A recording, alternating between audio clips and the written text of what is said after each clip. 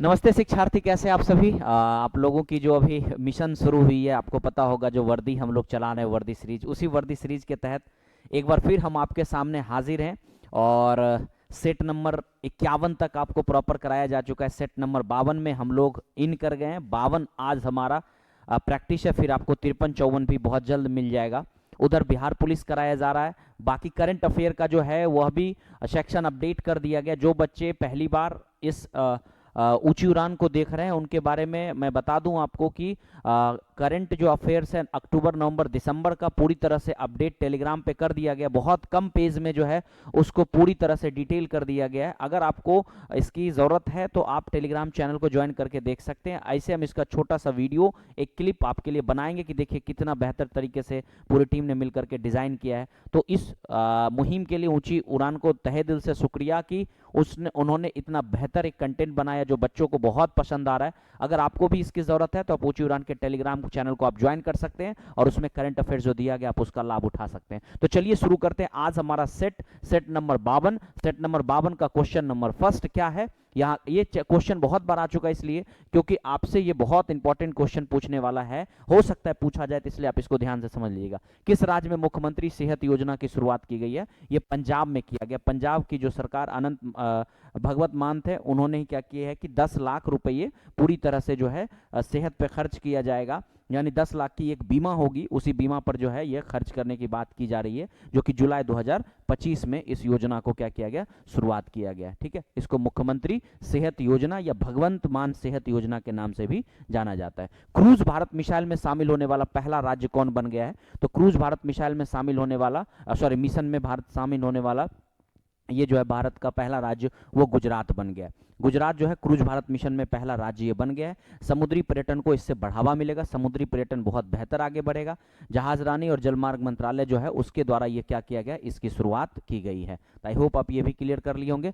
संघ लोक सेवा आयोग का नया अध्यक्ष किसके द्वारा नियुक्त किया गया, किसे नियुक्त किया गया? तो संघ लोक सेवा आयोग का जो नया अध्यक्ष बनाया गया वो डॉक्टर अजय कुमार को जो है यह क्या किया गया है, संघ लोक सेवा आयोग का यह जो है अध्यक्ष नियुक्त किया गया है। अगला क्वेश्चन है, हैदराबाद में जो अभी मिस वर्ल्ड स्पोर्ट्स चैलेंज हुआ 2025 में, उसका खिताब किसने जीता है? तो ये पहले जान लीजिए 72वीं जो है ये मिस जो है वर्ल्ड स्पोर्ट्स चैलेंज हुआ और इसमें जो खिताब जीती है वो एलिस रैंडमा जो है, इन्होंने ही ये खिताब जीती है। ये 2023 में मिस वर्ल्ड जो है वह एस्टोनिया की जो है मिस वर्ल्ड भी रह चुकी है। याद रखिएगा, मिस वर्ल्ड ऑफ एस्टोनिया का भी रह चुकी है। इसके अलावे इन्होंने अभी 72वीं में जो है यह पूरी तरह से कह सकते हैं कि गोल्ड मेडल जीत करके इन्होंने क्या किया है, यह चैंपियनशिप जो है अपने नाम किए है। वर्ल्ड प्रेस फ्रीडम इंडेक्स 2025 दुनिया भर के 180 देशों में भारत का कौन सा स्थान है? जबकि पता होगा कि रिपोर्टर्स विदाउट बॉर्डर जो है एक संस्था एनजीओ टाइप की, वो क्या करती है, यह प्रतिवर्ष जारी करती है फ्रीडम को लेकर के, जो प्रेस है उसकी स्वतंत्रता को लेकर के ये जारी करती है। तो इसमें जो है भारत का वो पूछ रहा है रैंक कौन सा है। तो इस साल जो भारत का रैंक है वो 151वां रैंक है। हालांकि भारत ने इसमें सुधार किया है। 2024 में भारत का रैंक 159वां था, उसमें भारत सुधार करके वर्तमान में 151वां पे है। यह कौन जारी करता है? तो यह रिपोर्टर्स विदाउट बॉर्डर्स जो है वह जारी करता है। और कितने देशों में? तो 180 देशों में भारत का 191वां रैंक है, जो कह सकते हैं क्रिटिकली बहुत लो है, स्थिति बहुत खराब है। इसमें अभी आप फ्रीडम प्रेस को आप नहीं दे सकते, यानी कहने का मतलब है कि इसके अनुसार फ्रीडम नहीं दिया गया है प्रेस को। नवंबर 2025 में बिहार की पंचायती राज मंत्री का दायित्व किन्हें दिया गया है? तो ये दिया गया श्री दीपक प्रकाश जी को, जो है पंचायती राज मंत्रालय का जो सचिव है वो क्या किया गया, इसे मंत्री पद का वो दिया गया है। नवंबर 2025 में इन्हें दिया गया, 22 नवंबर 2025 को। दिसंबर 2025 में भारत में कहां से 8 चीते लाए जाएंगे, मतलब लाया जा रहा है?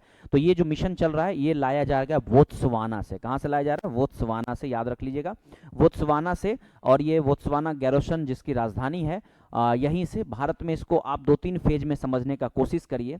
भारत में पहली बार जो है, याद रखिए, दिसंबर में जो है 8 लाने जाने का योजना बना हुआ है। भारत के थोड़ा इसके इतिहास के बारे में जान लीजिए। पहला बैच जो इसका आया था, फर्स्ट बैच जो आया था, वो 8 सितंबर 2022 को नामीबिया से, 2022 को नामीबिया से क्या किया गया था, 8 जो है वह पहला बार लाया गया था, जिसको कूनो जो नेशनल पार्क है वहां पर इसे रखा गया था। फिर साल 2023 में अफ्रीका से, कहां से, साउथ अफ्रीका से जो है 12 चीते लाए गए थे।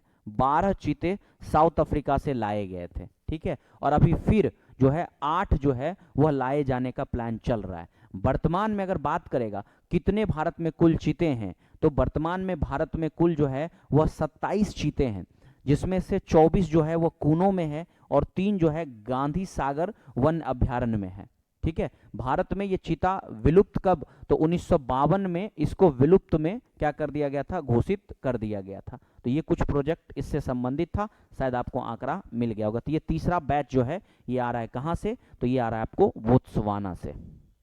महाराष्ट्र के ने किस राज्य के साथ ताप्ती बेसिन मेगा रिचार्ज जो है यह परियोजना हस्ताक्षर किया है, तो ये जो किया है महाराष्ट्र ने, वो मध्य प्रदेश सरकार के साथ 19,244 करोड़ रुपए के बजट से, जिसमें 90% सेंट्रल गवर्नमेंट इसमें फंडिंग करने वाली है, तो 19,244 करोड़ की फंडिंग से जो है ताप्ती नदी बेसिन में मेगा रिचार्ज परियोजना जो है वह शुरू किया जा रहा है, जिसमें कुल जो भूमि यूज किया जाएगा, जिसमें 3.5 लाख हेक्टेयर भूमि का क्या किया जाना है, इस्तेमाल किया जाना है, जिससे सिंचाई का ये उपयोग होगा, जिसमें एमपी में 1.23 लाख और जो महाराष्ट्र है उसमें 2.34 लाख जो है ये किए जाने का क्या है, योजना चल रहा है। अगले क्वेश्चन की तरफ हम लोग चलेंगे। नेक्स्ट क्वेश्चन हमारा क्या है, उसकी तरफ अगर हम आगे बढ़ेंगे तो जरा गौर करिए। अगला क्वेश्चन आपका है कि 16 मई 2025 को सिक्किम में कौन सा स्थापना दिवस मनाया गया, तो 16 मई 1975 में 50वां जो है यह सिक्किम में जो है वह क्या बोले स्थापना दिवस मनाया गया। सिक्किम की स्थापना 16 मई 1975 को हुआ था, याद कर लीजिएगा, 16 मई 1975 को ये क्या हुआ था, इसकी स्थापना हुई थी, दिमाग में इसको बैठा लीजिएगा। क्लियर हो गया होगा सबको, है ना। ये 22वां राज्य बना था, ये जो है 22वां राज्य बना था। हाल ही में कहाँ के सुकारजीमा ज्वालामुखी विस्फोट हुआ, तो ये जो सुकारजीमा ज्वालामुखी विस्फोट हुआ है ये इंडोनेशिया में हुआ है। इंडोनेशिया के दक्षिणी पश्चिमी जो है वहीं पर कहा जाता है कि यह क्षेत्र है जहां पर यह हुआ है, जो कि 4.5 किलोमीटर या कह सकते हैं 4.4 किलोमीटर की ऊंचाई तक जो है इस ज्वालामुखी की जो है लपटे ऊपर तक गई। और ये घटना कब का है, तो 16 नवंबर 2025 का ये घटना है, 16 नवंबर 2025 का ये घटना है। हाल ही में जारी स्वास्थ्य संगठन रिपोर्ट के अनुसार भारतवर्ष 2024-25 में तपेदिक के मामले में कितने प्रतिशत की गिरावटें आई है, तो ये तपेदिक टीबी आप सुनते होंगे, इसमें 21% का क्या हुआ है जो है भारत में यह गिरावटें देखने को मिली है। लास्ट अगर हम आपको रिपोर्ट बताएं तो 2024 था, उस मतलब 10 सालों का रिपोर्ट देखा गया, लास्ट 2015 में और फिर 2025 के बीच में देखा गया, तो पता चला कि लगभग जो 2024 में थे इसके मरीज प्रति लाख 237 थे। यानी अगर हम बात करेंगे यहाँ पे तो प्रति लाख जो थे वो मरीज की संख्या 237 थी, वहीं पर 2024 में इसमें प्रति लाख 187 जो है वह हो गए, जिसमें से आप समझ सकते हैं कि 21% की क्या हुई, गिरावटें हुई। न्यू ज्योग्राफी ऑफ इनोवेशन पुस्तक के लेखक कौन है, तो नजमा हेफ्तुल्लाह जो है यह इसके लेखक हैं। हाल ही में चर्चित पीरपैंती थर्मल पावर प्लांट कहाँ है, ये बार बार आपको चर्चा में आ रहा है। ये पीरपैंती पावर प्लांट जो है ये भागलपुर में है। कहाँ पे, भागलपुर में। ये अडानी पावर का जो है यह 1 मेगावाट है, जो कि 2400 अडानी पावर का है और 2400 मेगावाट जो है इसकी उत्पादन क्षमता है, जो कहा जाता है कि सबसे बड़ा जो है यह बनाए जाने का योजना चल रहा है। 21,000 करोड़ जो है इसका टोटल बजट है, 21,000 करोड़। यह सितंबर 2025 में मोदी जी के द्वारा इसको उद्घाटन किया गया था और कहा जाता है यह बहुत बड़ा प्रोजेक्ट बनाया जा रहा है। हाल ही में महात्मा ज्योतिबा फुले की 31वीं पुण्यतिथि कब मनाई गई, तो ये 28 नवंबर को जो है 135वां पुण्यतिथि जो है इनका मनाया गया। आप जानते होंगे इन्होंने ही सत्यशोधक समाज, आप याद रखिएगा, सत्यशोधक समाज की जो है स्थापना इन्होंने किया था। इनका जन्म 28 नवंबर 1990 को 1890 को इनका क्या हुआ था, जन्म हुआ था। और इन्होंने क्या किया था, सत्यशोधक समाज की स्थापना इन्होंने ही किया था। उसके बाद अगला क्वेश्चन है निम्नलिखित में, 1 मिनट यहीं तक थे ना, और है क्वेश्चन किधर गए, ऊपर, हाँ आइए नेक्स्ट क्वेश्चन। कॉमनवेल्थ गेम 2030 में भारत के किस जगह पर आयोजित होगा? जो कॉमनवेल्थ गेम है यह पूछ रहा है कि 2030 का जो आयोजित होने वाला गेम है ये कहाँ होने वाला है। तो ये याद रख लीजिएगा, ये जो आयोजन, एक मिनट, क्वेश्चन कोई छूटा नहीं ना? ज्योतिबा फुले हो गया। हाँ चलिए, कॉमनवेल्थ का जो 2030 का आयोजन होगा, इससे पहले भारत ही मतलब भारत जो इससे पहली बार जो इससे पहले जो आयोजन किया था वो किया था नई दिल्ली में 2010 में। ये भारत को दूसरी बार मौका मिला है जब भारत इसका आयोजन कर रहा है। तो ये आयोजन हो रहा है अहमदाबाद में। ये कहाँ पर हो रहा है? अहमदाबाद में कॉमनवेल्थ 2030 का जो है यह आयोजन भारत करने वाला है। और कहाँ होने वाला है? ये अहमदाबाद में होने वाला है। 1930 से 2030 यानी कि ये शताब्दी वर्ष एक कह सकते हैं, है ना, क्योंकि 1930 से जो है यह गेम कराया गया। वर्तमान में इसमें कुल 56 देश हैं जो कि इसमें भाग लेंगे, है ना। तो दिमाग में इस बात को भी आप बैठा लीजिएगा। पहली बार भारत में कहाँ हुआ था? तो भारत में पहली बार ये आपको दिल्ली में हुआ था। हाल ही में 130वें संविधान संशोधन विधेयक जांच हेतु संसद की संयुक्त बैठक, जिसको अध्यक्ष के तौर पे जो चुना गया है वो पूछ रहा है कौन? तो ये जो अपराजिता सारंगी है जो कि सांसद है, बीजेपी की सांसद है, इन्हें क्या किया गया है, जो 31 सदस्यीय टीम है उसके ये क्या किया गया, अध्यक्ष के तौर पे चुनी गई है। हाल ही में भारतीय डाक क्षेत्र ने पहला जेनजेड, जो जेनजेड है वह थीम आधारित डाकघर कहाँ शुरू किया है? तो ये डाकघर जो शुरू किया गया आईआईटी दिल्ली में, जिसको पूरी तरह से कह सकते हैं आधुनिक तौर पे भाग लेने के लिए। अच्छा, एक और बात थोड़ा समझ लीजिए इस चीज को, ये आपको चर्चा में हो सकता है पूछ दे कि जो 130वां संविधान संशोधन विधेयक है ये किस चीज को लेकर के है, तो थोड़ा इसके बारे में जान लीजिए। किसी भी व्यक्ति जो गंभीर आपराधिक मामले में गिरफ्तार किया गया, किसी भी व्यक्ति को अगर उनको 30 दिन से अधिक अगर हिरासत में रखा गया है तो वो क्या होगा, अगर वो प्रधानमंत्री पद, मुख्यमंत्री पद या राज्य के मंत्री अन्य पद पर हैं तो उन्हें उस पद से क्या कर दिया जाएगा, हटा दिया जाएगा। इसी को लेकर के ये विधेयक है, ठीक है, दिमाग में बैठा लीजिएगा। अब बाकी ये क्वेश्चन जो अगला है आपका, उसका आंसर क्या हो जाएगा, आईआईटी दिल्ली हो जाएगा, जो पूरी तरह से क्यूआर कोड, स्कैनर, ये सब चीजों के साथ इसको और मॉडर्नाइज किया जाएगा। मई 2025 के लिए आईसीसी महिला प्लेयर ऑफ द मंथ का अवार्ड जो है वो किसको दिया गया? तो दक्षिण अफ्रीका की ऑलराउंडर क्लोन ट्रायन को जो है यह दिया गया है। French open grand slam tennis प्रतियोगिता 2025, ये एक शॉकिंग है किसके लिए? तो जो जैनिक सीनर है इनके लिए एक शॉकिंग है।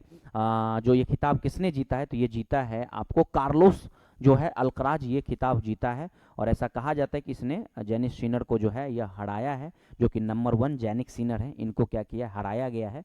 और ये अभी तक का कहा जाता है कि सबसे लंबा गेम चला है, यानी दो प्लेयर के बीच में 5 घंटा 29 मिनट का जो है सबसे लंबा गेम चला है। और सीनर जो है ग्रैंड स्लैम में पहली बार ये अपना फाइनल हारे, हालांकि इससे पहले अभी तक वो हारे नहीं है। ऑस्कर 2026 में भारत की तरफ से जो है वो पूछा जा रहा है बेस्ट मतलब इंटरनेशनल फीचर फिल्म की कैटेगरी में भारत की तरफ से किस फिल्म को एंट्री मिला है? तो इस बार जो भारत के लिए एंट्री मिला है वो मिला है होम बाउंड को। जो होम बाउंड राजीव ये क्या नाम है, नीरज राघवान जो है उनकी डायरेक्शन में, घाईवान उनकी डायरेक्शन में एक मूवी बनाई गई। कोरोना के समय में ये मूवी दिखाया गया है कि कैसे लोगों को परेशानी हुई थी, उसके बारे में ये बताया जा रहा है। और ये फिल्म जो है ऑस्कर के लिए क्या किया गया, नॉमिनेट किया गया है। 15 फिल्मों में एक ये भी फिल्म जो है वह कैटेगराइज करके भेजा गया है। सर्वप्रथम ये किसने बताया कि पृथ्वी और अन्य ग्रह सूर्य के इर्द गिर्द घूमता है? तो ये सबसे पहला कॉपरनिकस ने बताया था, याद रखिएगा। कौन बताया? कॉपरनिकस ने ये बताया था 6वीं शताब्दी में, सॉरी 16वीं शताब्दी में, 6वीं ने सॉरी 16वीं शताब्दी में, सॉरी 16वीं शताब्दी में उसने ये बताया था कि जो पृथ्वी या अन्य जो ग्रह हैं वो क्या कर रहे हैं, सूर्य के चारों ओर चक्कर लगा रहे हैं। ब्लैक होल का निर्माण कब होता है? तो जब अत्यधिक गुरुत्वाकर्षण के कारण तारे ध्वस्त हो जाते हैं तो वो एक सिकुड़ते चले जाते हैं और उसी सिकुड़न से जो है वो ब्लैक होल का निर्माण हो जाता है। निम्नलिखित देशों में से कौन सा स्थल रुद्ध देश नहीं है? स्थल अवरुद्ध का बनने का मतलब है कि जो चारों ओर देशों से घिरा हुआ नहीं है। तो अफगानिस्तान आपको पता होगा, आपको इधर साइड से देखेंगे तो इधर भारत हो जाता है, पाकिस्तान हो जाता है, तो इस तरह से आप समझ सकते हैं। जो लग्जमबर्ग है वो भी आपको पता होगा, लग्जमबर्ग, नीदरलैंड, फ्रांस, ये सब एरिया से आपको कवर मिल जाएगा। लाओस भी आपको दिखने को मिल जाएगा, वियतनाम, ये सारे क्षेत्र म्यांमार से घिरा हुआ दिख जाएगा। जबकि लाइबेरिया जो है एक ऐसा है जो कि कहीं ना कहीं आपको अफ्रीका जैसे देशों में, और ये जो है आपको किसी भी मतलब 3 साइड से तो क्या है, लेकिन एक साइड से ये क्या है, वह ओशियन से घिरा हुआ है। तो इसलिए इसका आंसर क्या हो जाएगा आपको आंसर बी हो जाएगा।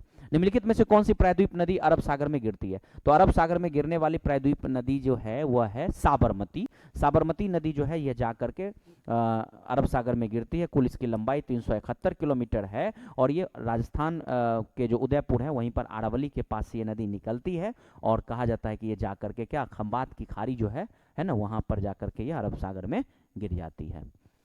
इंडियन मिनरल्स ईयर बुक 2020 के अनुसार भारत में मैंगनीज का सर्वाधिक उत्पादन किस राज्य में होता है? तो मैंगनीज का सर्वाधिक उत्पादन जो है इस रिपोर्ट के अनुसार वो मध्य प्रदेश में होता है, याद रखिएगा। मध्य प्रदेश में 5528 जो है हजार टन, यानी इतना टन जो है वो क्या किया जा रहा है कि उत्पादन किया जाता है, जो कि सबसे बड़ा है, याद रखिएगा। दूसरे नंबर पर कर्नाटक है, तीसरे नंबर पर उड़ीसा है। ये 33% जो है अकेले वो क्या करता है, ये क्या नाम है आपको, मध्य प्रदेश करता है। निम्नलिखित में से किसका संबंध हरित क्रांति से नहीं है? हरित क्रांति से संबंध आप जानते होंगे नॉर्मन ब्लॉक्स, जिसको दुनिया में हरित क्रांति का पिता कहा जाता है, भारत में एम.एस. स्वामीनाथन और साथ ही साथ चिदम्बरम सुब्रमण्यम को भी कहा जाता है। जबकि पी चिदम्बरम जो है आपको पता होगा यह नेता के तौर पर हैं, जो कि कांग्रेस में रह चुके हैं। तो ये आंसर आपका बी हो जाएगा। निम्नलिखित में से किस प्रकार के वन के वृक्ष जो है शुष्क ग्रीष्मकाल माने, मतलब ग्रीष्मकाल आने से पहले अपनी पत्ती को झाड़ लेता है? तो आप गौर करिए जरा, उष्ण कटिबंधीय पर्णपाती, नाम ही आपको दिख रहा होगा, उष्ण कटिबंधीय, जो कि गर्मी आने से पहले अपने आप को बनाए रखने के लिए पत्ती को झाड़ लेता है। क्योंकि गर्मी बहुत ज्यादा होगा तो सारे जो स्टोमाटा के माध्यम से क्या होगा, पानी का रिसाव हो जाएगा, जिसकी वजह से जो है पौधे सूख जाएंगे। तो उससे अपने आप को बचाने के लिए क्या करता है, ये अपनी पत्तियां गिरा देता है।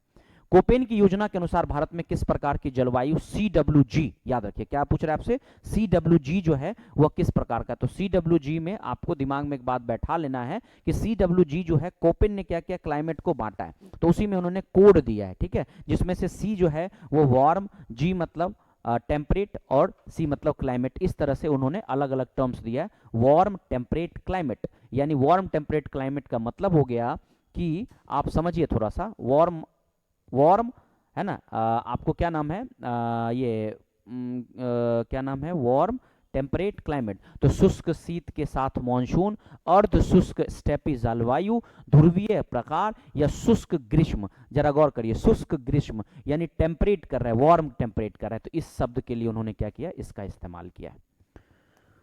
कपड़ा उद्योग विकास के प्रारंभिक वर्षों में राज्यों में कौन सा समूह कपास उत्पादन को केंद्रित था? तो ऐसे देखिएगा अभी भी बहुत सारा जो महाराष्ट्र और गुजरात का जो क्षेत्र है वो बहुत केंद्रित है, लेकिन अब कुछ कुछ क्षेत्रों में जो है कपड़ा का उत्पादन होने लगा है। लेकिन कपास का उत्पादन अभी भी इस क्षेत्र में इसलिए होता है क्योंकि यहाँ पर काली मिट्टी पाई जाती है और काली मिट्टी में कपास की खेती बहुत अधिक होती है। इस वजह से महाराष्ट्र और गुजरात जो है वह शुरुआती दौर से आपको पहले नंबर पर दिख जाएगा।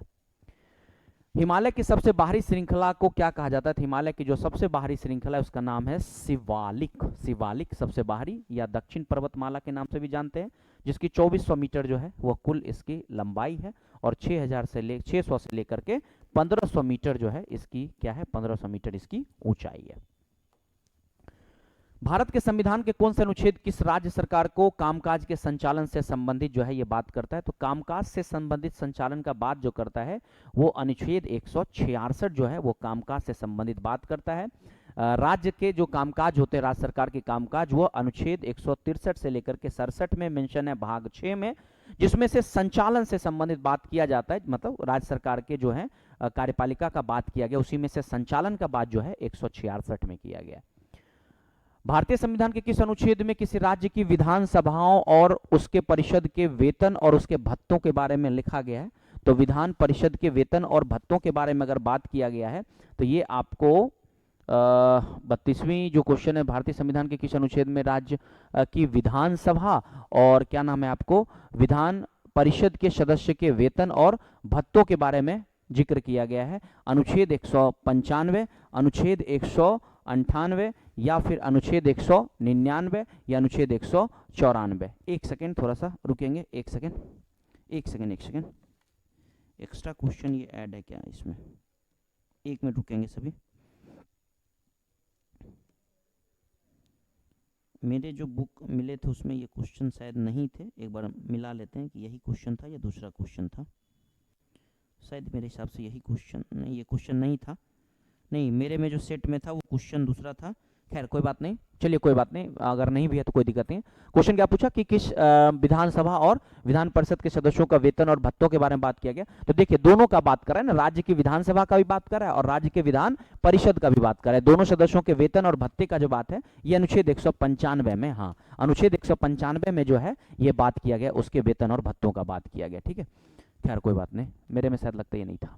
हाँ, ये भारतीय संविधान के 71वें संविधान संशोधन में कोंकणी, मणिपुर और नेपाली, तीन आया, कोंकणी, मणिपुर और नेपाली भाषाओं में अनुसूची में शामिल किया गया। तो ये आठवीं अनुसूची जो है उसमें इसको शामिल किया गया, याद रख लीजिएगा। आठवीं अनुसूची 1992 में जो है, 1971वां संविधान 1992 में, और उसी के तहत जो है यह भाषा शामिल। बाद में फिर पता होगा कि आपको मैथिली जो है ना, डोगरी, संथाली आप नाम सुने होंगे, ये भी भाषाओं को 2004 में एंट्री मिल गया। तो कुल जो है 22 भाषा जो है इसमें शामिल है।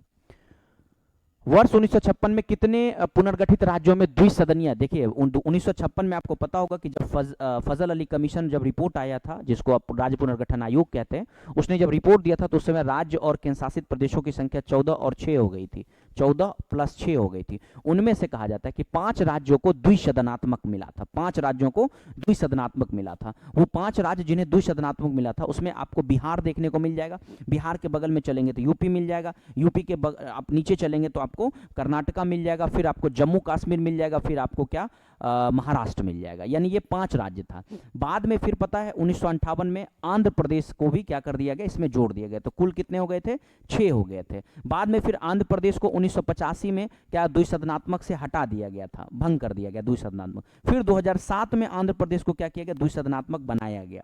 फिर 2019 में चूंकि जम्मू कश्मीर का विभाजन हो गया, वह विभाजन मतलब जम्मू कश्मीर क्या हो गया, ब्रेक हो गया, तो फिर जो है वह 7 हो गया था बीच में। 7 इसलिए हो गया क्योंकि जम्मू कश्मीर को जोड़ लेंगे और फिर आंध्र प्रदेश से अलग होकर के तेलंगाना बना, तो 7 हो गया। फिर जब जम्मू कश्मीर हट गया तो कुल कितने, 6 हो गए। तो वर्तमान में भी पूछेगा तो 6 हैं, और उस समय कितने थे, तो उस समय कुल 5 थे। कौन कौन 5 थे, तो उसमें बिहार था, यूपी था, महाराष्ट्र था, जम्मू कश्मीर था और कर्नाटका था, याद रखिएगा। आंध्र प्रदेश कब आया, 2007 में, फिर उससे अलग होकर के फिर कौन, तेलंगाना आया। डन है सबका। अगला क्वेश्चन है, संविधान का कौन सा अनुच्छेद किसी संसद, नहीं ये नहीं, यही है ना, ऊपर है, ऊपर निम्नलिखित में से किस राज्य को संविधान संशोधन 371 के तहत विशेष, देखिए 371 के तहत विशेष राज्य का प्रावधान का बात करता है ना, तो देखिए इसमें नागालैंड को भी, सिक्किम को भी, आंध्र प्रदेश को भी, सबको विशेष राज्य का दर्जा है। महाराष्ट्र और गुजरात को भी विशेष राज्य का दर्जा है। 371 के तहत महाराष्ट्र और गुजरात होगा, लेकिन इसके अलावे आपको पता हो ए से लेकर के जे तक, 371 के ए से लेकर के जे तक, याद रखिएगा, जो है वह विशेष राज्य के दर्जा का बारे में बात किया गया। वहीं हम 371 ए का बात करेंगे, तो 371 ए में नागालैंड का बात किया गया। ठीक है, तो इसमें आपको 371 सिर्फ बात किया है, तो महाराष्ट्र गुजरात के साथ जा सकते हैं, लेकिन सिक्किम, नागालैंड, आंध्र प्रदेश, इन सबको भी कैटेगराइज करके रखा गया। जैसे हम छोटा सा एक बात बताते हैं आपको, जैसे 371 के अगर हम ए का बात करेंगे तो 371 के ए में नागालैंड आ जाता है, बी में सिक्किम आ जाता है, बी में बात करेंगे तो सॉरी असम आ जाता है, बी में 371 के इसमें जो है असम आ जाता है, सी में बात करेंगे तो मणिपुर आ जाता है, डी और ई में बात करेंगे तो आंध्र प्रदेश आ जाता है, फिर ई में बात करेंगे तो सिक्किम आ जाता है।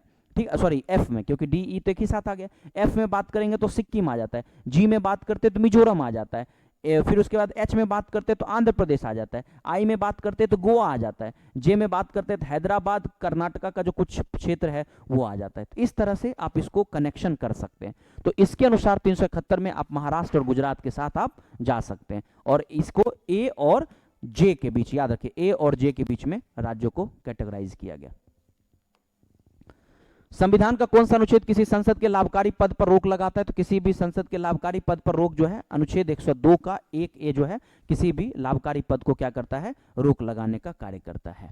आपातकालीन में किसी राज्य विधानसभा की अवधि बढ़ाई जा सकती है, तो आपातकालीन में राज्य विधानसभा की अवधि बढ़ाई जा सकती है। ये संसद जो है वो राज्य किसी भी जो है वह बढ़ाने का काम कर सकता है। यह कौन से, तो 172 1 में ये ऐसा मेंशन है। ठीक है, 38वें क्वेश्चन की तरफ चलेंगे। तो 38वां क्वेश्चन है, भारतीय संविधान में राजनीति सिद्धांत का विचार किससे लिया गया, तो आप सब जानते होंगे आयरलैंड से लिया गया, जो कि भाग 4 में अनुच्छेद 36 से लेकर के 51 तक इसका जिक्र किया गया। संविधान के किस अनुच्छेद के अनुसार ओबीसी पिछड़ा वर्ग के आरक्षण का प्रावधान किया गया है, तो ये जो आरक्षण का प्रावधान किया गया है यही पूछ रहा है ना आपसे, तो ये हो जाएगा आपको, 1 मिनट, हाँ चलिए, तो क्या हो जाएगा, तो अनुच्छेद 15 का 4 और 16 के 4 में ये मेंशन किया गया। क्वेश्चन थोड़ा सा एक बार समझ लेते हैं क्या है। थोड़ा सा क्वेश्चन ये पूछ रहा है कि संविधान के किस अनुच्छेद के अनुसार ओबीसी के आरक्षण का प्रावधान किया गया है। तो ओबीसी के आरक्षण का प्रावधान 100 आपको क्या नाम है ये यही 15 का 4 और 16 का 4 हो जाएगा। भारत के केंद्र शासित प्रदेश का प्रशासक कौन चलाता है? तो ये प्रशासक जो होता है वो राष्ट्रपति चलाता है। अनुच्छेद 239 के तहत जो है राष्ट्रपति को ये पावर दिया गया। आई होप आपको शायद समझ में आ गया होगा। बाकी इसके बाद आदित्य सर और फिर उसके बाद आपको मनोज सर क्वेश्चन लेकर के चलेंगे। सेट नंबर 52 आपका पूरी तरह से यहाँ पे खत्म हो जाएगा। फिर सेट नंबर 53 के साथ हम आपके साथ शामिल होते हैं। आप अपनी पढ़ाई एकदम कंटिन्यू रखिए, समय कम बचा है। ऑल द बेस्ट, तैयारी को एकदम बेहतर करिए और 2026 आपकी वर्दी वाली हो, 2026 आपकी सितारों वाली हो। तो ऐसी उम्मीद करते हैं हम आप सभी से। तो चलिए मिलते हैं अगले वीडियो के साथ आपके।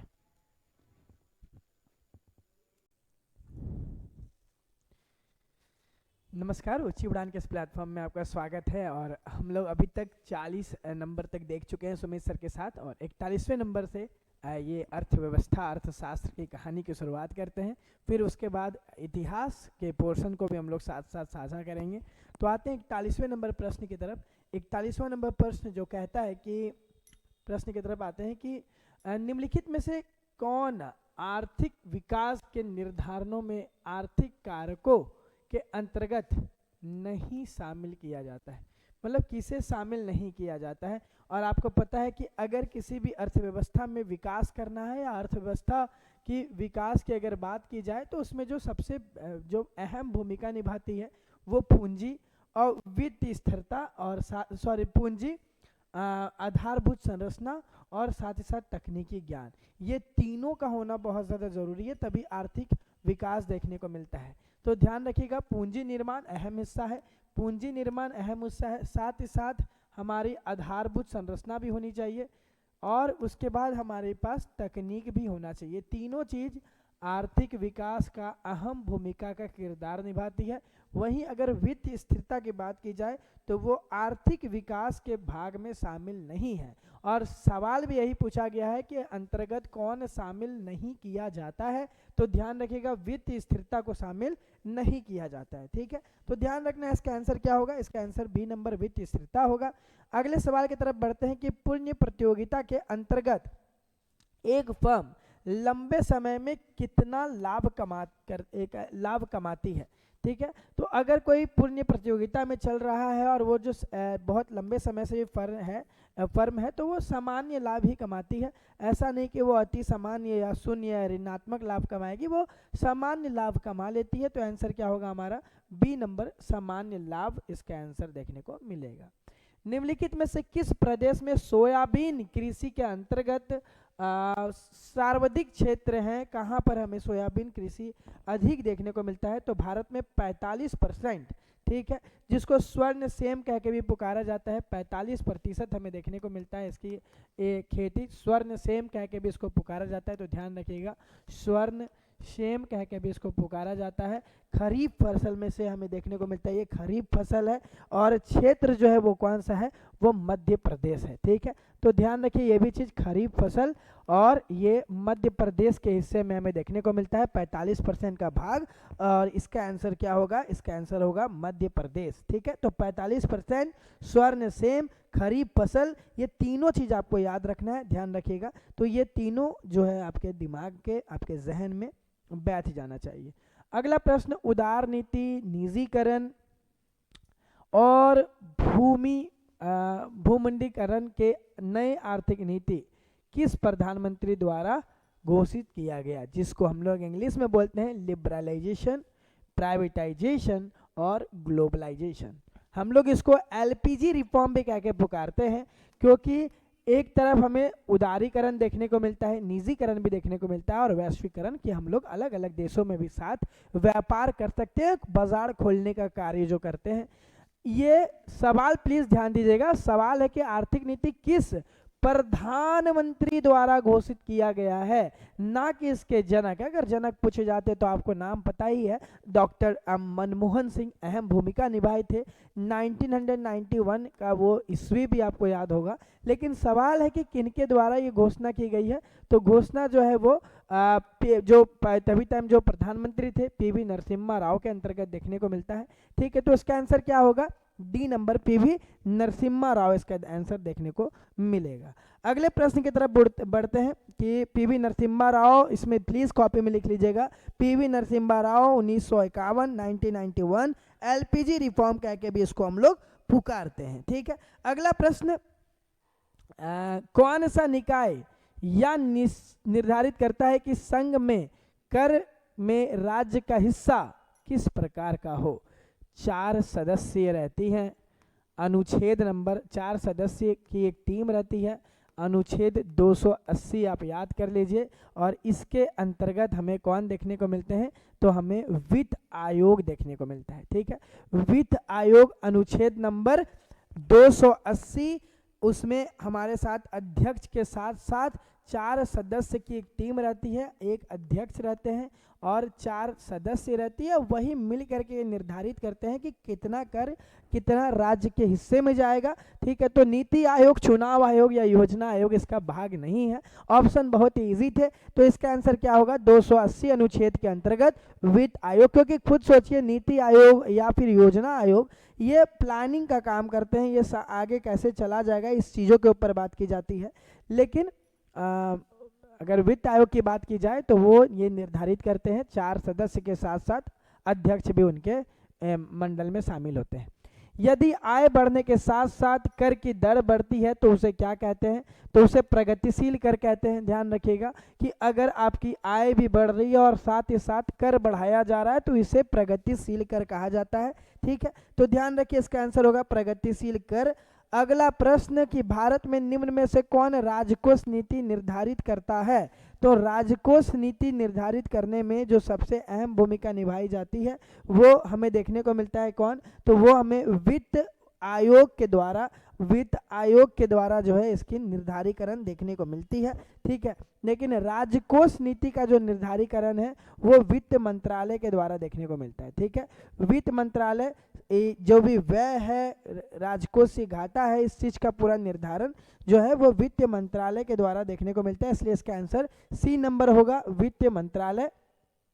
अगला प्रश्न कि भारत में सरकार में के बजट में कुल प्राप्ति व कुल व्यय के अंतर को क्या कहा जाता है? जो प्राप्ति आ रही है और उसमें जो व्यय हो रहा है इसको हम लोग क्या कहते हैं? इसको अगर माइनस करते हैं तो इसको हम लोग क्या कहते हैं? इसको हम लोग राजकोष से घाटा कह के पुकारते हैं। ठीक है, मतलब हमारे पास पैसा आया सर और ज़्यादा व्यय अगर हो गया है तो इन दोनों के बीच में अगर अंतर निकाली जा रही है तो ये घाटा है और ये राजकोष से घाटा है, ना कि बजट घाटा या चालू घाटा। ठीक है, या प्राथमिक घाटा। तो इसका आंसर होगा राजकोष से घाटा, ए नंबर इसका राइट आंसर है। प्लीज ध्यान रखिएगा, राजकोष से घाटा उसके अंतर को कहा जाता है।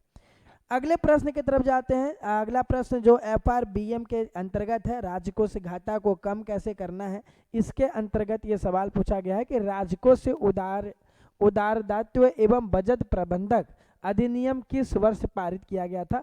कार्य इसका क्या था वो ध्यान रखिएगा, FRBM एक्ट कहते हैं इसको।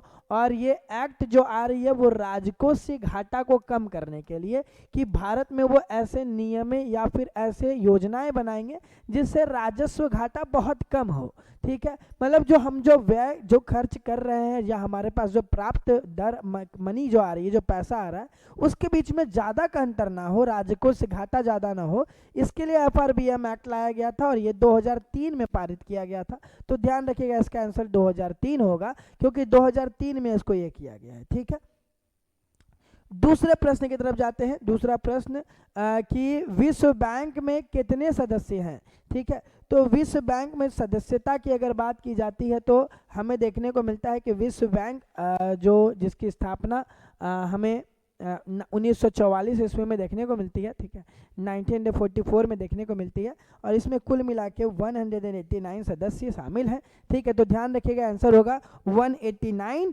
और 1944 में इसका गठन, स्थापना, वो भी अपने कॉपी में उतार लीजिए। बहुत ही इजी सवाल है। सवाल कुछ इस प्रकार से है कि निम्नलिखित में से, अब इतिहास के पोर्शन पे आ रहे हैं, निम्नलिखित में से कौन सा सिंधु घाटी सभ्यता पर प्रकाश डालता है? सिंधु घाटी सभ्यता के बारे में आपको बहुत बार जानकारी हम ऑलरेडी दे चुके हैं। 1921 ईस्वी दयाराम साहनी के द्वारा सर्वप्रथम हड़प्पा सभ्यता की खोज की जाती है और इस सभ्यता की खोज के बाद हमें ये प्रमाणित किया जाता है कि हमारा भारत किसी से कम नहीं है। यहाँ पर भी एक सभ्यता ऐसी जन्म ली थी जो बहुत ज़्यादा नगरीय सभ्यता थी और इस सभ्यता में हमें ये भी देखने को मिलता है कि हम लोग बहुत ज़्यादा विकसित थे, क्योंकि यहाँ पे नगरीय सभ्यता हमें देखने को मिलती है। सवाल सर ये है कि सवाल ये पूछा जा रहा है कि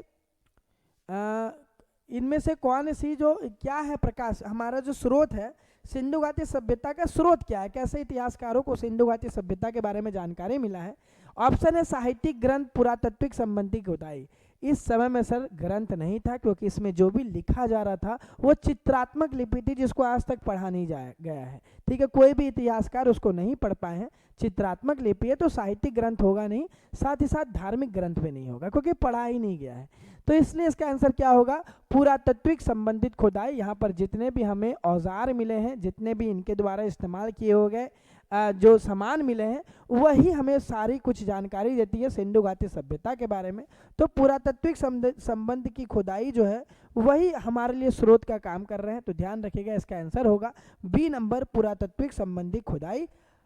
अगला प्रश्न, निम्नलिखित में से कौन सा ईरान से भारतीय में आर्यों के आने की सूचना देता है। हाँ, तो ध्यान रखिए, आर्य के बारे में आपको बता दे, यहीं से वैदिक काल की सभ्यता की शुरुआत होती है। ठीक है, वैदिक काल की सभ्यता की अगर शुरुआत की जाए तो वो आर्य के आगमन से हमें देखने को मिलता है कि आर्य भारत आए और यहाँ से जो है वैदिक काल की सभ्यता शुरू हो गई। सवाल ये है कि आर्य है कौन, तो हर इतिहासकार का अलग अलग मानना है। कोई बोलते हैं भारत के दक्षिण के ही रहने वाले लोग आर्य थे, कोई बोलते हैं कि नहीं ये उत्तरी ध्रुव से आए हुए लोग थे, कोई कहते हैं कि ये यूरोप से आए हुए लोग थे। लेकिन सवाल ये है कि ईरान से आए हुए थे, ये कहाँ से हमें जानकारी मिलती है। इसकी सूचना जो है बोगाज कोई ईरान में हमें अभिलेख देखने को मिलता है 14वीं शताब्दी ईसा पूर्व का। ठीक है, 14वीं शताब्दी ईसा पूर्व का हमें ये देखने को मिलता है, ईसा पूर्व का। और ये हमें बताता है कि ये जो आर्य जो हैं वो जो ईरान से आए हुए हैं, बोगाज कोई के अभिलेख से हमें यही पता चल पाता है। ठीक है, अगला प्रश्न है कि प्रथम मगध साम्राज्य का उत्कर्ष किस शताब्दी में हुआ है। तो मगध महाजनपद हो या फिर कोई भी महाजनपद का अगर उदय हो पा रहा है तो वो 6ठी शताब्दी ईसा पूर्व में हो रहा है, क्योंकि इसी समय में कृषि बहुत ही ज़्यादा विकसित कर चुकी थी। इसी कारण से कृषि का विकास होने के कारण ये जो सभ्यता का अगर उदय हो रहा है तो वो 6ठी शताब्दी ईसा पूर्व में हमें देखने को मिलता है। नागार्जुन जो है वो किस बौद्ध धर्म के संप्रदाय थे, कोई के संप्रदायक थे, तो माध्यमिक संप्रदाय के थे, महायान से संबंधित ये धर्म। ठीक है, जो बौद्ध धर्म जो 2 भागों में बटा है, महायान के हिस्से में ये देखने को मिलता है हमें। ठीक है, तो याद रखिएगा माध्यमिक इसका राइट आंसर होगा। ठीक है, क्योंकि इसी में हमें देखने को मिलते हैं कि नागार्जुन जो है अपने विचारों को फैला रहे हैं। ठीक, तो ध्यान रखिए माध्यमिक इसका राइट आंसर होगा। प्रसिद्ध विजयनगर शासक कृष्णदेव राय बहुत महानतम शासक में से एक थे। विजयनगर के बारे में हम लोग ऑलरेडी पहले भी क्लास में जिक्र कर चुके हैं। 1336 ईस्वी में इसकी स्थापना की जाती है 2 भाई के द्वारा, हरियर और बुक्का के द्वारा इसकी स्थापना की जाती है। लेकिन ये पूछा जा रहा है कि कृष्णदेव राय ने जो साहित्य लिखा है वो किस भाषा में, अधीन जो साहित्य है उसका स्वरयुक्त था, किस भाषा में वो लिखते थे किताबें। बता दें कृष्णदेव राय जो है उन्होंने एक नगर की भी स्थापना की है जो अपनी माँ के नाम पे है, नगलपुरम। ठीक है, नगलपुरम नाम की उनके द्वारा एक पुरम नाम की एक नगर की भी स्थापना की गई है अपनी माँ के नाम पे। नगलपुरम के नाम पे एक नगर की स्थापना करते हैं वो। और साथ ही साथ इनके द्वारा एक अमुकत निकाय करके एक किताब लिखा गया है जो तेलुगु भाषा में है। तो ध्यान रखिएगा कृष्णदेव राय अगर साहित्य एक स्वर्णयुग माना जा रहा है तो वो तेलुगु भाषा में किताबें लिखा करते थे, तो तेलुगु इसका राइट आंसर होगा। फिर 56 नंबर उसी से संबंधित सवाल है कि कृष्णदेव राय किस वंश के थे। हाँ, कृष्णदेव राय क्योंकि बहुत महानतम शासक हैं, देवराय 2 हैं, बहुत सारे लोग आए हरियर और बुक्का के बाद, लेकिन कृष्णदेव राय को इसलिए बहुत अच्छा माना जा रहा है क्योंकि इनके दरबार में अष्ट दिग्गज भी हमें देखने को मिलते हैं। और आप सोचिए कि अगर किसी के दरबार में अष्ट दिग्गज हमें दिख रहे हैं, इसका मतलब साफ तौर पे ये बताया जा रहा है कि ये कला को भी संरक्षण दिया करते थे, कला की भी रिस्पेक्ट, कला का भी बेखूबी बहुत अच्छा संरक्षण कर रहे थे। साथ ही साथ इनके समय में साहित्य भी बहुत ज़्यादा लिखा जा रहा है और ये जो है विजयनगर साम्राज्य का विस्तारीकरण भी बहुत अच्छा कर रहे हैं। तो इसी कारण से इनको महानतम शासकों में से एक रखा गया है। ये किस वंश से आते हैं, तो ये तुलुप वंश के हमें देखने को मिलते हैं। कुल मिला के विजयनगर साम्राज्य में 4 वंशों का राज चला है, ध्यान रखिएगा। पहले आपके संगम देखने को मिलते हैं, फिर आपको सुलुप देखने को मिलते हैं, फिर तुलुप देखने को मिलते हैं, फिर अरावेदु देखने को मिलते हैं। ये 4 वंश का हमें शासन देखने को मिलता है और कृष्णदेव राय जो हैं वो तुलुप वंश से संबंधित हैं। तो ध्यान रखिएगा, इसका आंसर क्या होगा, ए नंबर तुलुप वंश इसका राइट आंसर होगा। अगला प्रश्न 57 नंबर की, हुमायूं का मकबरा कहाँ पर है। तो ध्यान रखिएगा, इनका जो मकबरा है वो महारानी बेगा बेगम के द्वारा बनाया गया था, ठीक है। तो बेगा बेगम के द्वारा इनका मकबरा बनाया गया और बेगा बेगम के द्वारा इनका मकबरा बनाया जाता है और मकबरा जो है वो हमें दिल्ली में देखने को मिलता है, ठीक। तो दिल्ली में बेगा बेगम के द्वारा इनके मकबरा बनाया गया। तो ध्यान रखिएगा, बेगा बेगम के द्वारा दिल्ली में इनके मकबरा हमें देखने को मिलता है। सिख धर्म, ठीक है। अगला प्रश्न कि सिख धर्म के जो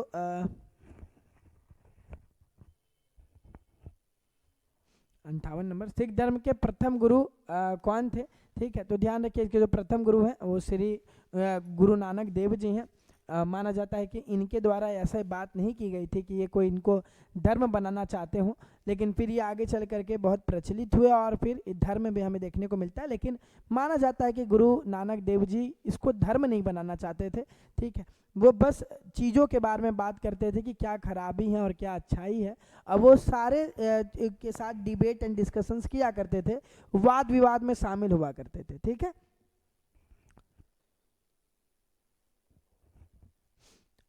निम्नलिखित में से किस वर्ष जापान ने भारत पर आक्रमण किया जिसके परिणाम स्वरूप इम्फाल का युद्ध कहा जाता है।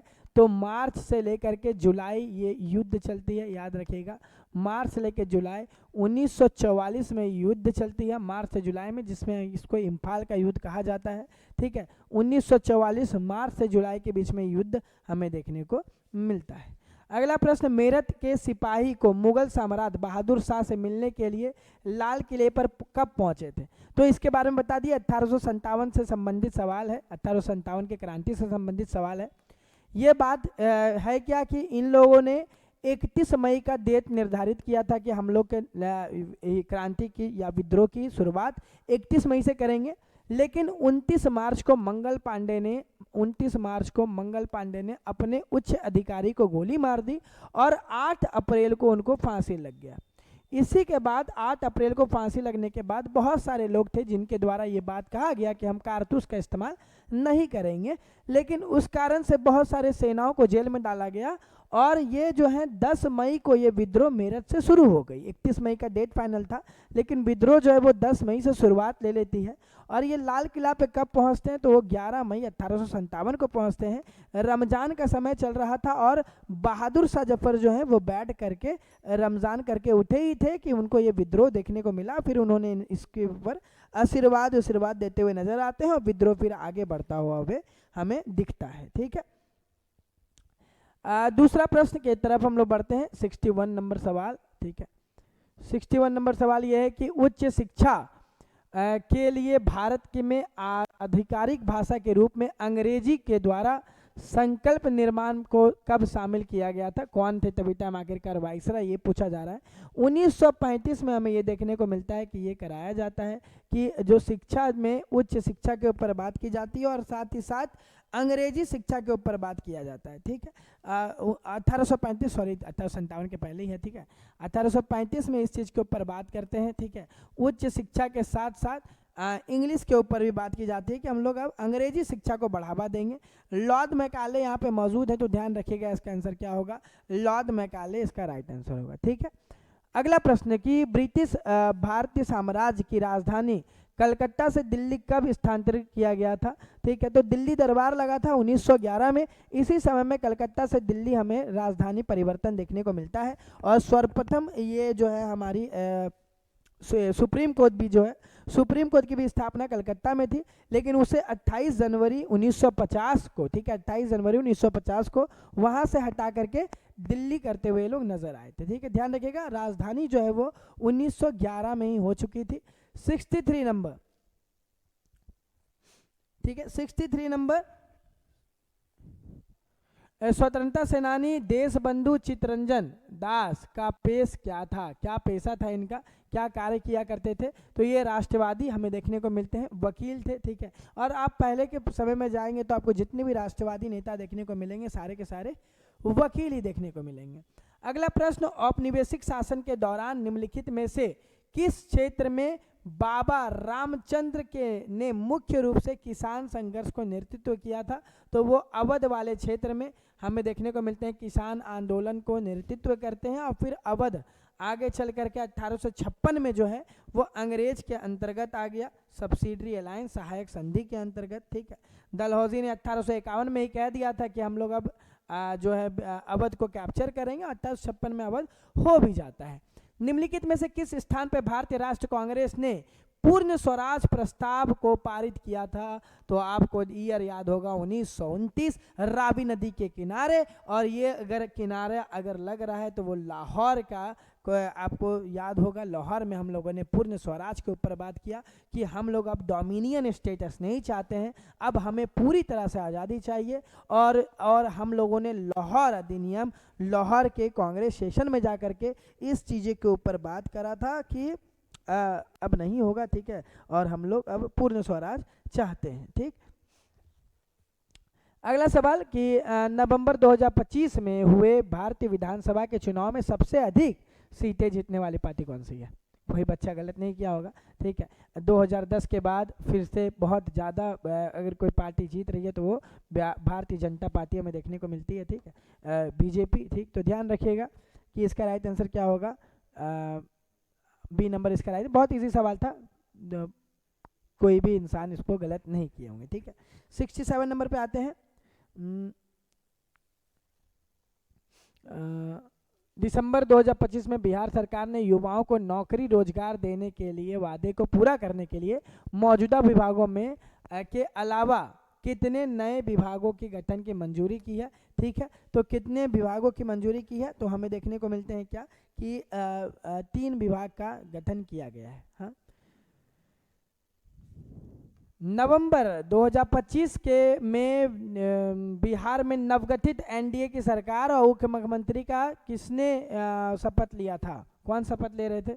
ये तो पता ही है, विजय कुमार सिन्हा और सम्राट चौधरी। गांधी मैदान में आपने भी जुड़ करके देखा होगा, इन दोनों के द्वारा शपथ लिया गया। और मुख्यमंत्री हमें विजय कुमार सिन्हा और सम्राट चौधरी दोनों उप मुख्यमंत्री के रूप में हमें देखने को मिलते हैं। ठीक, तो ये सब तो हो नहीं सकते। 69 नंबर, बिहार का वो कौन सा जिला है जो नेपाल के साथ सीमा साझा नहीं करता है? तो सारे जो है वो सीमा साझा करते हैं, किशनगंज भी करते हैं, सीतामढ़ी भी करती है, मधुबनी भी करती है, लेकिन पूर्णिया जो है वो साझा नहीं करती है। इसी कारण से इसका राइट आंसर क्या होगा? इसका आंसर पूर्णिया होगा। टोटल 7 जिले जो हैं वो हमें नेपाल के साथ सीमा साझा करते हुए नजर आते हैं। अपने कॉपी में लिख लीजिएगा, एक तो पूर्वी चंपारण और पश्चिमी चंपारण। ठीक है, तो पूर्वी चंपारण के साथ साथ पश्चिमी चंपारण, दूसरा हो गया हमारा सीतामढ़ी, तीसरा हो गया हमारा मधुबनी, चौथा हो गया हमारा किशनगंज। ठीक है, चौथा हो गया हमारा किशनगंज, पांचवा हो गया सुपौल, छठा हो गया अररिया। ठीक, और हमें सीतामढ़ी और सुपौल, अररिया, किशनगंज यही देखने को मिलते हैं, सुपौल और अररिया। ठीक, तो ये सब कुछ हमें देखने को मिलते हैं जो नेपाल के साथ साझा करते हैं, लेकिन पूर्णिया जो है वो साझा नहीं करती है। बिहार का कुल क्षेत्रफल कितना है? तो ये तो बड़ा इजी सवाल था। बिहार का कुल क्षेत्रफल 94,163 किलोमीटर, ए नंबर इसका राइट आंसर होगा। ठीक है, तो ध्यान रखिए, इसके आगे के जो भी सवाल हैं आपको आलोक सर अपने साथ लेके चलेंगे। अब मिलेंगे हम लोग फिर अगले सेट में, और आप लोग यूं ही टेस्ट को देते रहें, और आगे की जो तैयारी है वो आप मनोज सर के साथ कर सकते हैं। धन्यवाद। जय हिंद, नमस्कार, स्वागत है आप सभी का ऊंची उड़ान के सफलता सीरीज में। तो अभी हम लोग शुरू कर चुके हैं बिहार एसआई का सेट नंबर 52, जिसमें हम लोग अभी मैथ और साइंस कवर करने वाले हैं। तो सबसे पहले हम लोग साइंस देखते हैं, उसके बाद मैथ देखेंगे। साइंस का पहला यानी कि 71 नंबर क्वेश्चन हो जाता है, उत्तोलक की सिद्धांत पे कार्य करता है। तो उत्तोलक सिद्धांत जो है वो आर्किमिडीज का हो जाता है। आर्किमिडीज के सिद्धांत पे ये कार्य करता है और साथ ही में कहीं कहीं घूर्णन दे देता है, तो घूर्णन भी सही हो जाएगा। ठीक है, माइकल फैराडे विद्युत चुंबकीय प्रेरण से संबंधित हैं, न्यूटन गति के नियम से संबंधित हैं, गुरुत्वाकर्षण आदि के नियम से संबंधित हैं। वहीं बात कर लें तो आँख का हिस्सा, आँख का वह हिस्सा जो तंत्रिका संकेतों में किसी वस्तु की छवि के रूपांतरण के लिए जिम्मेदार है। तो जो आँख में छवि का निर्माण होता है वो रेटिना में होता है। ठीक है, रेटिना में। अगर बात कर लें तो आइरिस का क्या काम है, तो आइरिस का मुख्य कार्य जो होता है वो आँखों में प्रवेश करने वाले प्रकाश को नियंत्रित करना। ठीक है, नियंत्रित करता है। हमारी आंखों में कितना प्रकाश जाएगा वो निर्धारित करता है आइरिस। प्रकाशीय तंत्रिका का क्या काम है, तो ये कार्य करता है कि जैसे कि रेटिना छवि का निर्माण कर दिया तो उसके संकेतों को मस्तिष्क तक पहुंचाने का जो कार्य करता है वो ये प्रकाशीय तंत्रिका करता है, प्रकाशीय तंत्रिका। आगे की बात कर लें तो भी विभवांतर के दो बिंदुओं के बीच 10 करंट आवेश को ले जाने में किया गया कार्य कितना होगा, इसका फार्मूला जो होता है W यानी कार्य बराबर भी विभवांतर इंटू आवेश Q होता है। तो यहाँ पे V1 दिया है, Q 10 दिया है, यानी कि 10 हो जाएगा हमारा आंसर, 10 जूल। ठीक है, 10 जूल सही हो जाएगा। लेकिन आप लोग को हालांकि ये बाई मिस्टेक बता दिया गया होगा, ये इस कंडीशन में बताया गया होगा कि जब यहाँ पे 1.4 हो तब। ठीक है, 1.4 रहेगा तब ये हो जाएगा, लेकिन हमारा सही आंसर डी हो जाता है। आगे देख लेते हैं सामान्य अवस्था।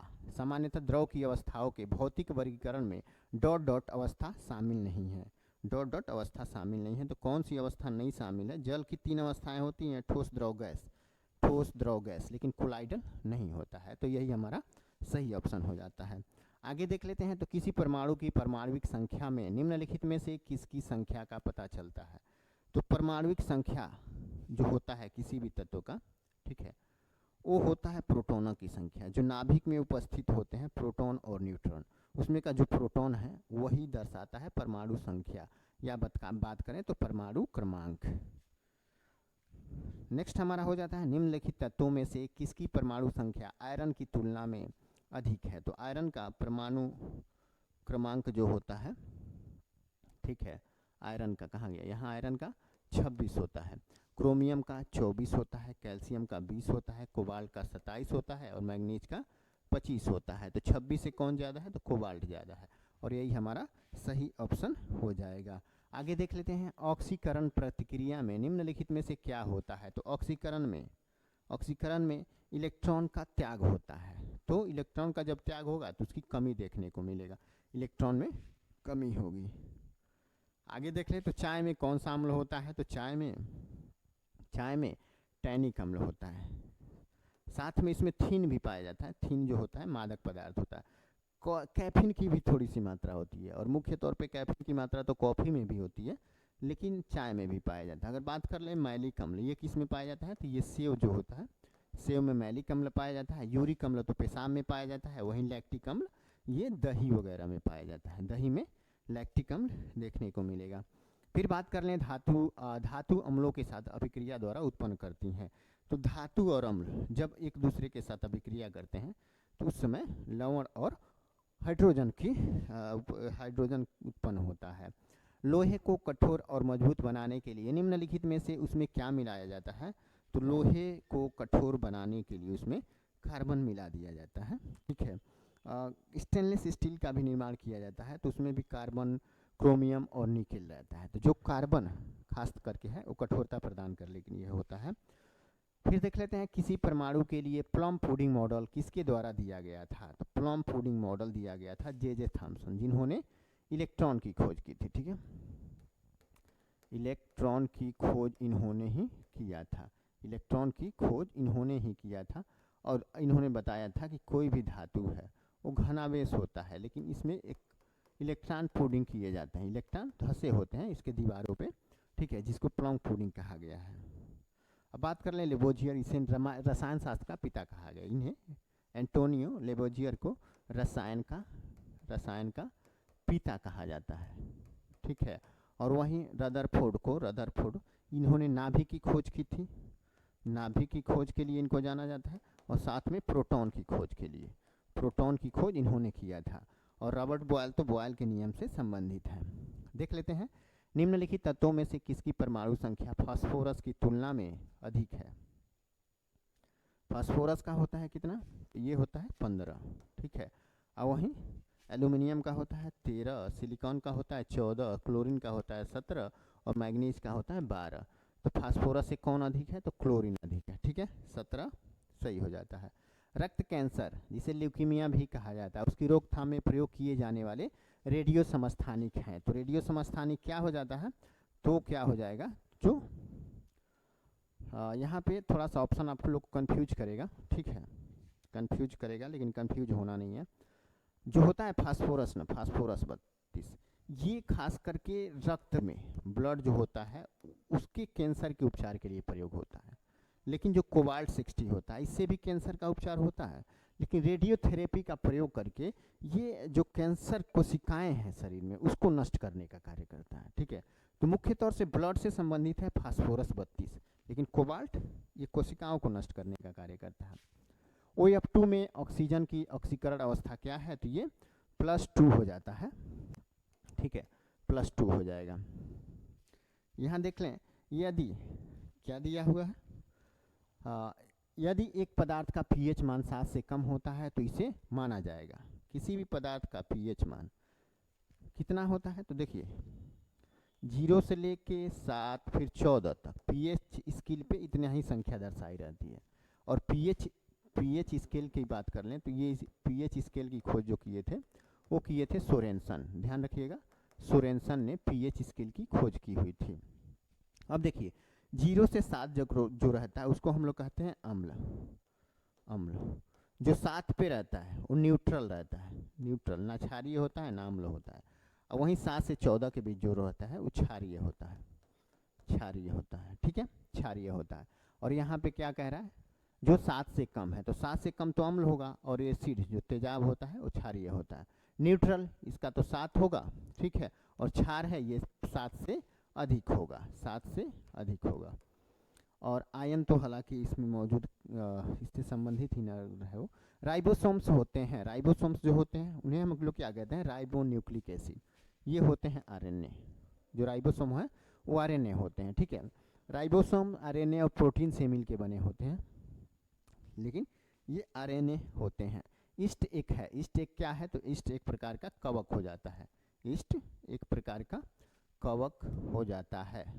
फूलों के अध्ययन को क्या कहा जाता है, फूलों के अध्ययन को हम लोग कहते हैं एंथोलॉजी, ठीक है, फूलों के अध्ययन को कहते हैं एंथोलॉजी।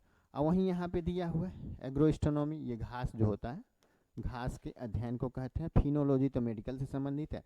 पैलिनोलॉजी जो पराग कण होते हैं, पराग कण वो संबंधित होते हैं पैलिनोलॉजी से, पराग कण का अध्ययन पैलिनोलॉजी। आगे देख लें तो निम्नलिखित में से कौन सा औषधीय पौधा रक्तचाप के उपचार के लिए सबसे अधिक औषधि है, सबसे अच्छी औषधि है। तो रक्त के उपचार के लिए प्राचीन काल से ऋषि मुनि इसी का प्रयोग करते चले आ रहे हैं, सर्पगंधा का, ठीक है, सर्पगंधा।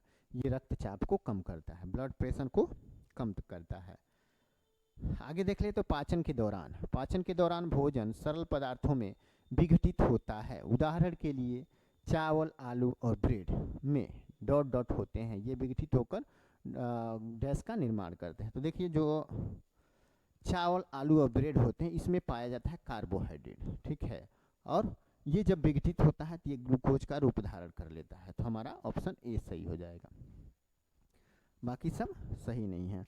कॉक्सी बैक्टीरिया की आकृति होती है, तो जो कॉक्सी बैक्टीरिया होती है, ठीक है, COCCI कॉक्सी बैक्टीरिया होती है, इसका जो आकार होता है वो होता है गोलाकार, ठीक है, गोलाकार।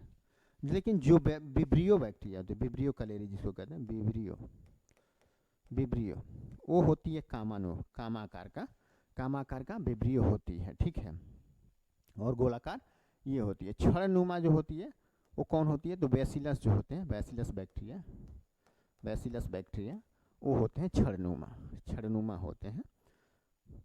आगे हम लोग देख लें तो निम्नलिखित में से कौन सा कोशिकांग अमीबा में जल की मात्रा को बनाए रखने के लिए उत्तरदायी है। तो अमीबा में जल की मात्रा को बनाए रखने के लिए जो खाद्य रिक्तिका हैं ये उत्तरदायी होती हैं, ठीक है, नहीं सॉरी ये नहीं हो जाएगा, ये नहीं होगा।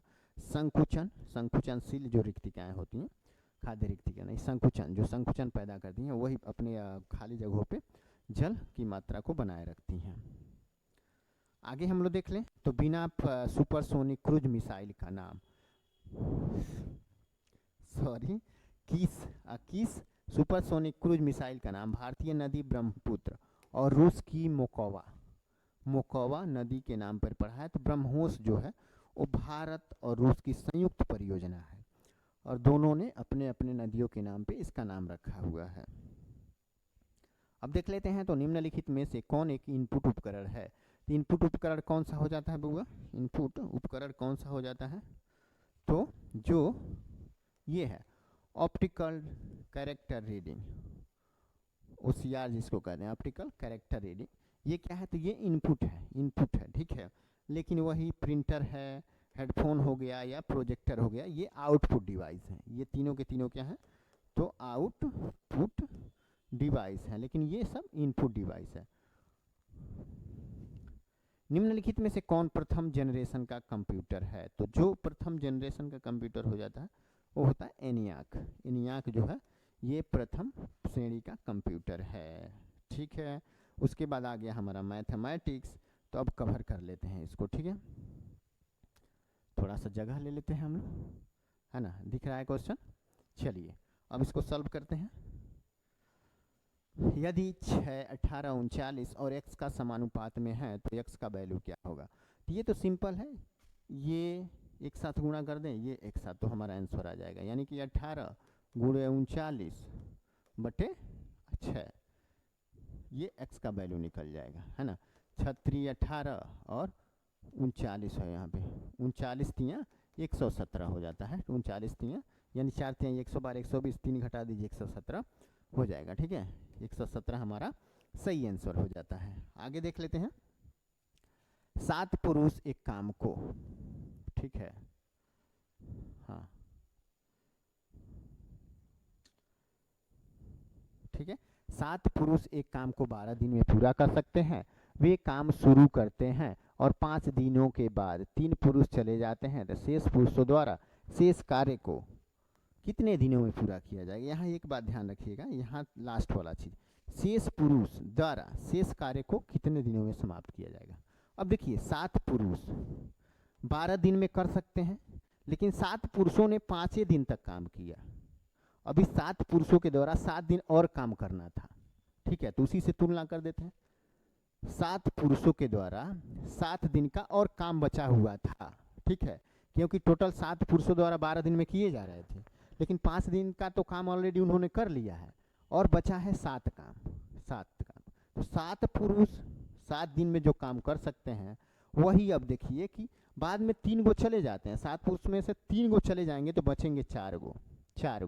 तो 4 पुरुष कितने दिन में काम करेंगे उसको x हम लोग मान लेते हैं, क्योंकि शेष ही काम निकालना है यहाँ पे। अब इसको कट कर दीजिए तो आ जाएगा 7×7=49 कर दीजिए, यही हमारा आंसर हो जाएगा। इसको लिखिएगा अगर उस फार्म में तो 12×4=48, सही 1/4 हमारा आंसर आ जाएगा, जो ऑप्शन बी में दिया हुआ है ना। कितना आसान है। चलिए आगे हम लोग देख लेते हैं। 97 के बाद आ जाता है 98, ठीक है। 98 क्या कह रहा है, 98 कह रहा है कि शुभम वार्षिक परीक्षा में 600 में से 345 अंक प्राप्त करता है, तो परीक्षा में उसके द्वारा प्राप्त अंकों का प्रतिशत ज्ञात करना है। तो प्रतिशत ज्ञात करने का सिंपल तरीका है, पूर्णांक को नीचे लिख देते हैं और ऊपर जो अंक हमने प्राप्त किया था 345, ठीक है, और गुणे 100 कर दीजिए, हो गया।